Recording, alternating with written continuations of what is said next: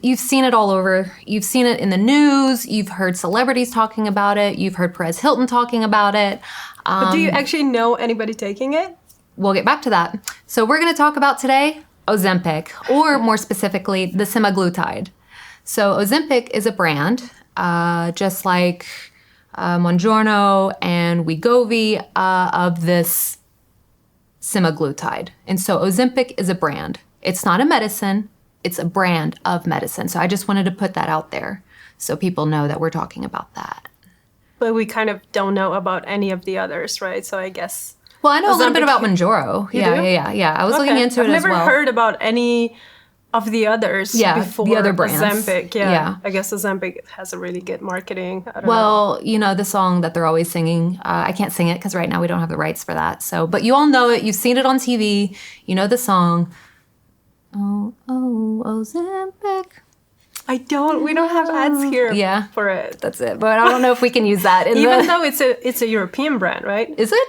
Yeah, it was developed by Novo Nordics. Novo Nordics. Interesting. I didn't know that. Which is a Danish company. Yeah, but I guess they just mass produced it and sold it to the US.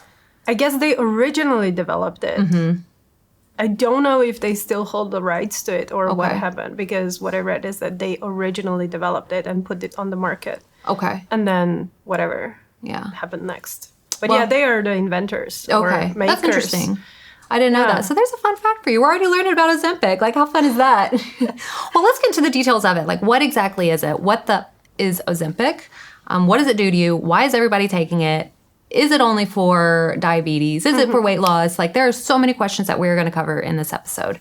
So let's just start at the beginning. Yeah. So first of all, it has been developed as a diabetes medicine. Mm-hmm. So it kind of helps you regulate your blood sugar by helping you produce insulin and then obviously lowering blood sugar. Exactly. But at the same time, it also suppresses your appetite and lengthens the time in which your stomach empties. Yeah. So it's like slower digestion. Yeah, slower digestion. So I think those are like the main things that it does. So it was developed for people that had diabetes. Exactly. But then it just went into other directions. Well, yeah. I mean, there's probably millions of drugs on the market that happen. You know, they started it for one thing and it ended up, curing another. So, but I think it's really fascinating that, even when you go to the Ozempic site, they say this is not a weight loss medication. Like they are saying we are not for weight loss. Well, but that's the thing, because a lot of meds have,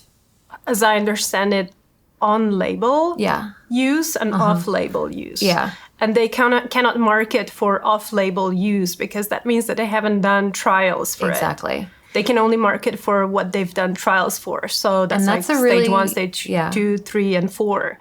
And that's a really important detail when it comes to Ozempic. The longest trial that they have had with Ozempic, so we don't know the long-term effects. We don't know it for people with diabetes. We don't know it for people who use it for weight loss. The longest test was 68 weeks, which is about 16 months.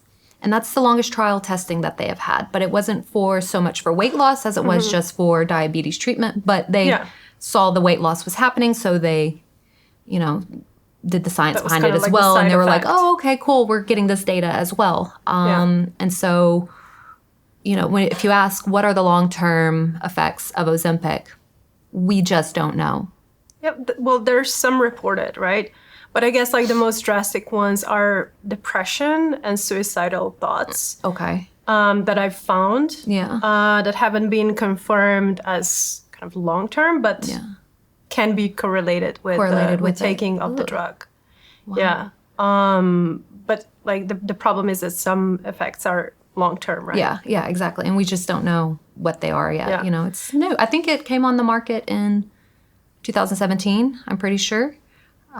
We can double check that. Yeah. But okay. But also 17. Yeah. So it came on the market in 2017, but it's only recently that it's really become more and more, especially popular. TikTokers, Hollywood, influencers. I mean, everybody's really talking about it. And everybody is on it. Not everybody, but a lot of people are on it.